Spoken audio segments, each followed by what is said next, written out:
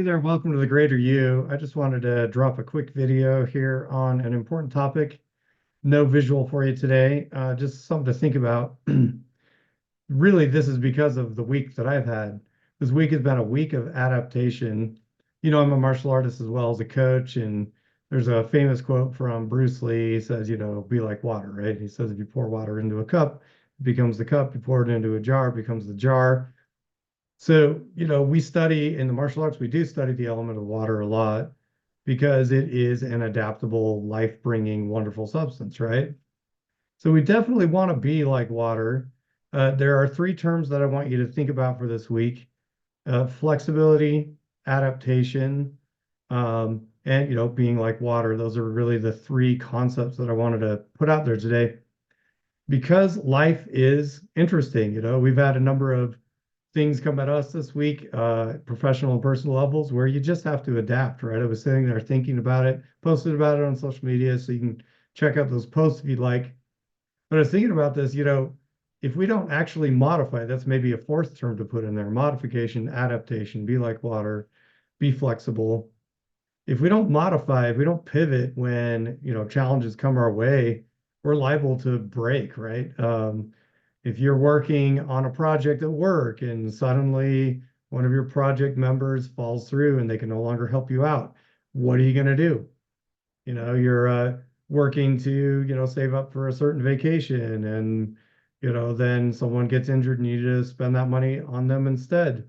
What are you going to do? Are you going to adapt? Or are you going to get mad and frustrated, right?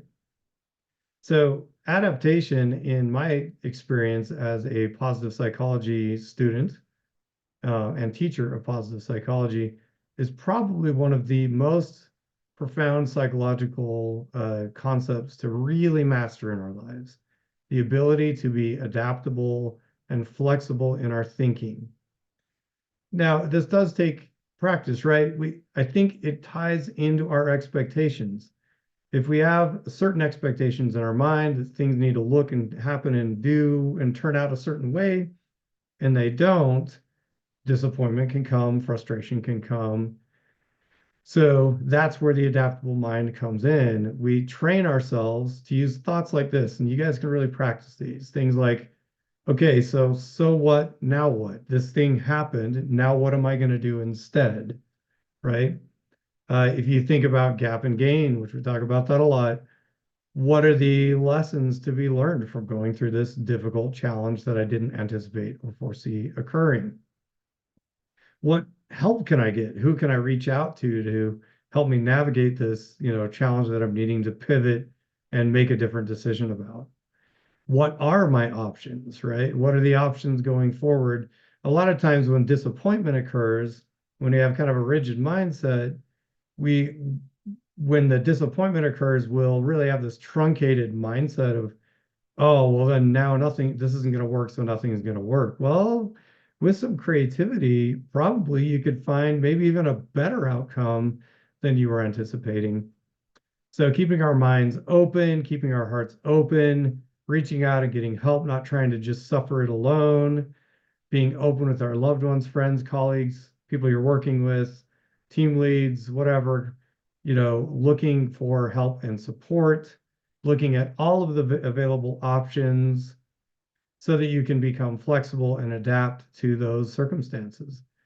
So the takeaway or the call to action today is to look in your life in the areas where you've got rigidity. And rigidity is different than being like firm about your values, right? If your value is to be honest and have integrity, you don't need to be flexible with your honesty and sometimes lie. That's not at all what we're suggesting. The rigidity we're talking about is really more tied into expectations and anticipated outcomes or anticipated circumstances that sometimes, the curveball comes and you've got to adapt, right? So it's more that type of adaptation.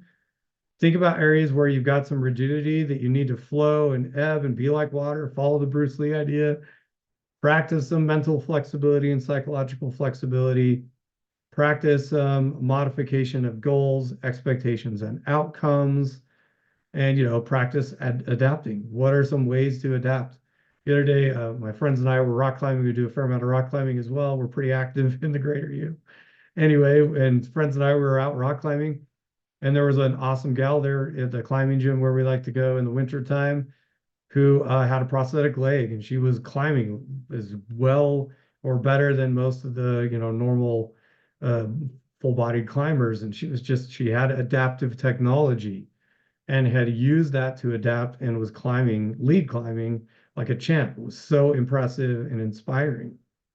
That's an example of adaptation. We can all do that and follow those examples. So have a great day. Like this video if you liked it.